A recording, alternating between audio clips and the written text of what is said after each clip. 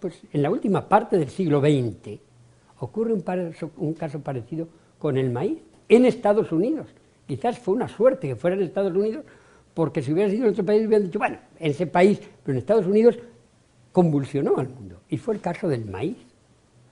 En el maíz, en el sur de Estados Unidos, la enfermedad que apareció en este caso se llamaba el Mintosporioismaides y mató todos los maíces híbridos de todo el sur, de varios estados del sur de Estados Unidos, todos. ¿Por qué? Porque todos ellos estaban basados en un único citoplasma, el Texas 4362, que era susceptible a esa enfermedad. Y entonces aparece la enfermedad, mueren todos esos maíces. En este caso no hay muertos, pero hay miles de billones de dólares en pérdida, y hay una reunión urgente. Bueno, cuando se busca la resistencia a esa enfermedad, de nuevo no sirven los herbicidas ni los insecticidas, se busca un citoplasma que sea resistente, y en este caso se encuentra en África. Se lleva esa resistencia, se resuelve el problema. Falta de alimentos, porque hay alimentos suficientes y muchos de sobra para alimentar a la humanidad. Entonces no se trata de que porque se produzca más o menos. Y de nuevo vamos a lo de la biodiversidad en los tipos de agricultura. La agricultura ecológica es uno de los tipos. Entonces, lo que es bueno para un país puede no serlo para otro, lo que es bueno en una comunidad puede no serlo para otro. Entonces, la agricultura ecológica es un tipo de agricultura que puede ser de una enorme utilidad en determinadas circunstancias. Y fíjate que yo creo que la solución al problema de producir para alimentarse en cada lugar cambia teniendo en cuenta sus tradiciones, su situación agroecológica, su propio régimen político, su grado de desarrollo. A lo mejor en un grado de desarrollo distinto sus necesidades son otras. Y fijaros lo que ha ocurrido en los países occidentales, que el grado de desarrollo ha llevado a pasar de la agricultura de subsistencia, que era un tipo de agricultura ecológica, a una agricultura industrial, para ahora empezar a volver de nuevo a la agricultura ecológica. En distintos grados de desarrollo las necesidades pasan y las demandas pasan a ser distintas. El tipo de desarrollo y no solo el grado, etcétera. Entonces, de nuevo, aquí no hay soluciones únicas. La agricultura ecológica tiene que tener su espacio y tiene que tener sus libertades y su protección y competir con otras agriculturas por una competencia sana, porque lo que sí es imprescindible en cualquier agricultura es que sea sostenible. Si no es sostenible, apaga y vámonos. Pero si son sostenibles, pueden convivir distintos tipos de agricultura. Seguimos con lo de antes. Conclusiones de los dos ejemplos que os he puesto, de la patata en Irlanda y del maíz en Estados Unidos, y de cómo se resolvieron esos dos grandes problemas, que en el primer caso fue de vida o muerte. Las conclusiones para mí de los dos ejemplos es, primero, lo que os decía antes, la importancia de la diversidad biológica agrícola, de lo que se llama también recursos genéticos para la agricultura y la alimentación, no solo para el desarrollo agrario, sino para la subsistencia de la humanidad. La pérdida de esa diversidad pone en peligro la subsistencia de una especie cultivada básica para nuestra alimentación, de una y de todas. Segundo, el riesgo que supone esa pérdida, lo que se llama erosión genética, para las generaciones futuras. Y por lo tanto, la necesidad de conservarla, no poniéndose al desarrollo. Se puede conservar ex situ en un banco de germoplasma, o se puede conservar in situ, protegiendo determinadas áreas, o un farm, protegiendo a determinados agricultores con sus agriculturas y sus cultivos tradicionales. Pero hay una necesidad de conservarla. Pero hay otra moraleja, otra conclusión de esos ejemplos que va más allá de lo técnico y de lo científico, y que es política. Es la interdependencia de los países en esta materia. Fijaros que el problema de Europa en el siglo XIX lo resuelve América Latina. Continente recién descubierto, donde estaban los menos, entre comillas, civilizados. En ese momento se discutía si tenían alma o no los indígenas de aquella región, Y sin embargo se resuelve el problema de Europa.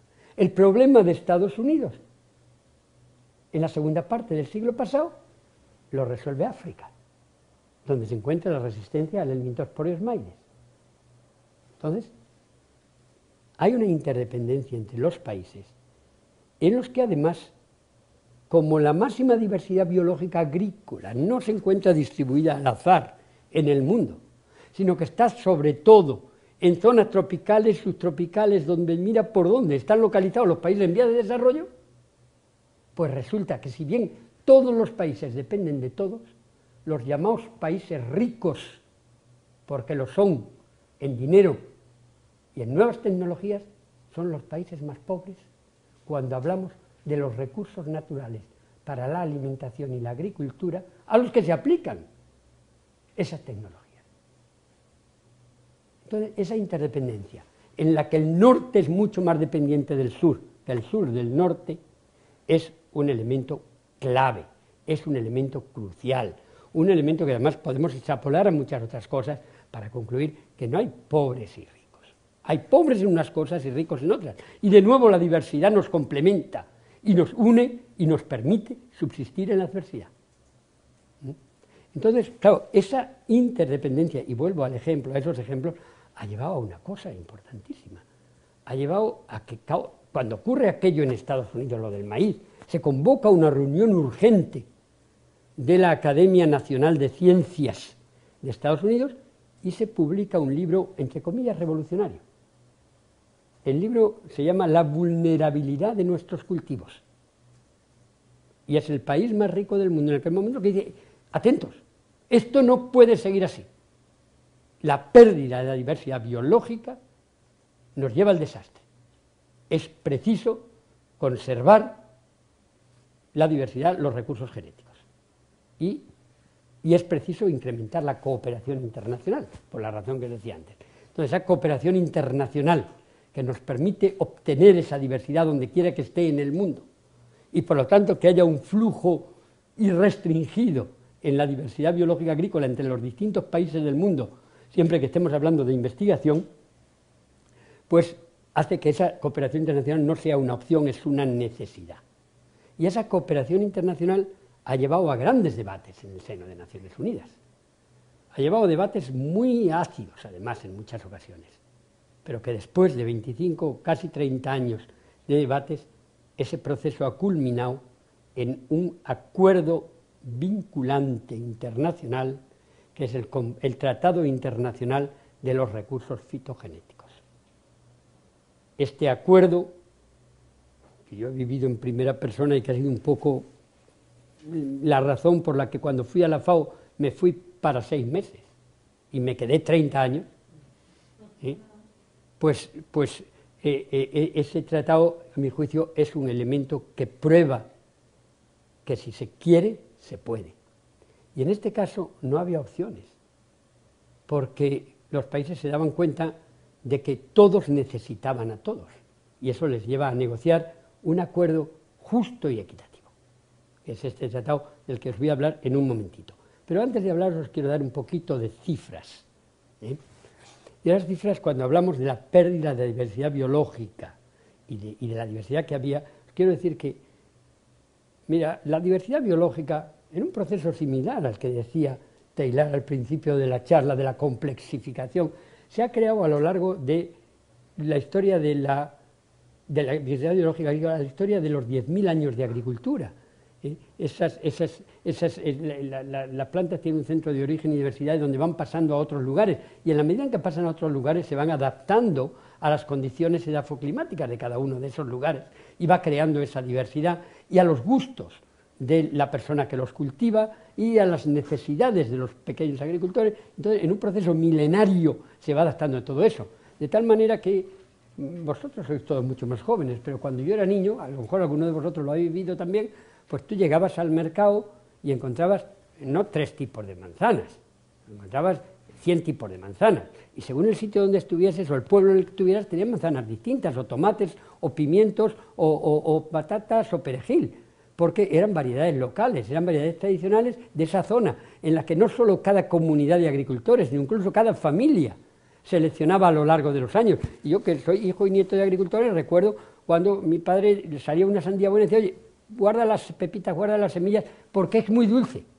Y las guardábamos para el año siguiente, estábamos haciendo mejora genética. Mi padre no sabía que eso era mejora genética, pero estábamos haciendo mejora genética. Oye, guarda este tomate porque cuando se seca tiene un sabor muy dulce. O cuando echaba una clueca con los huevos, pues mi padre iba apuntando en un librito cuántos huevos ponía cada gallina al mes. Y seleccionaba los huevos de aquellas que habían puesto más. Eso era un proceso de selección a nivel muy local, a nivel familiar. Y eso llevaba a que las gallinas que teníamos, los tomates, era el proceso de coadaptación de la tierra, de las necesidades y gustos de nuestra familia y, lógicamente, de las condiciones climáticas en que vivíamos y de la propia planta. ¿Qué es lo que ocurre? Esa diversidad, eso había ocurrido a lo largo de 10.000 años de agricultura y había producido una diversidad inmensa. ¿Qué ha pasado? ¿Por qué se ha perdido? Pues mira, la revolución industrial lleva ya en el siglo XVIII a la creación de las grandes ciudades. Y a medida que aparecen grandes ciudades, lo que está separando es los lugares de producción de los alimentos del lugar de consumo de una sociedad que ahora ya tiene su salario procedente de la industria y de otras cosas. Y entonces ya el agricultor, que hasta entonces se dedicaba fundamentalmente a producir para él, para su familia, para su comunidad, ahora va a tener que producir también para esa gran ciudad, para esos millones de habitantes que no pueden producir su alimento, pero tienen capacidad de comprarlo. Y en la medida en la que ocurre eso, se cambia la agricultura de subsistencia, que era la que cada agricultor seleccionaba a los suyos, por una agricultura de producción masiva, en la que era necesario producir mucho para alimentar a aquellos y producir rápido, y además producir de la manera más cómoda posible. Obviamente el proceso de mecanización, bienvenido, porque permite que no haya que no sea tan duro el trabajo del agricultor. Pero claro, el proceso de mecanización exige, como vas a cosechar todas las plantas al mismo tiempo, que todas las plantas tengan el mismo tamaño, que todas las semillas o los frutos tengan un tamaño parecido, que etcétera, etcétera. Y cuando lo vas a comercializar en el mercado, vas a tener también unas exigencias distintas. Y todo eso lleva, primero, necesidad de más alimentos y, por otra parte, necesidad de una cierta uniformidad que permita mecanizar y permita comercializar. Y en ese momento llega lo que se llama la Revolución Verde. A mediados del siglo XX hay una serie de avances científicos y tecnológicos que permiten producir una serie de variedades comerciales nuevas, mucho más productivas que las anteriores. A veces hasta 100 o 200% más que los otros, en trigo, en arroz, en maíz. Entonces, esas nuevas variedades, muy poquitas, 8 o 10 variedades, sustituyen, los agricultores la compran porque producen más y sustituyen la inmensa mayoría de los cientos de miles de variedades heterogéneas y diversas de los agricultores, son sustituidas por esas variedades comerciales. Y en ese proceso seguimos.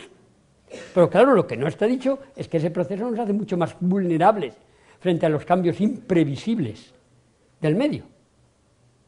Y entonces esa vulnerabilidad es la que se pone de manifiesto con el caso del maíz en Estados Unidos y es lo que hace decir vamos a conservar antes de perderlo, y es lo que lleva a la negociación de ese acuerdo vinculante internacional que es el Tratado Internacional de Recursos Fitogenéticos.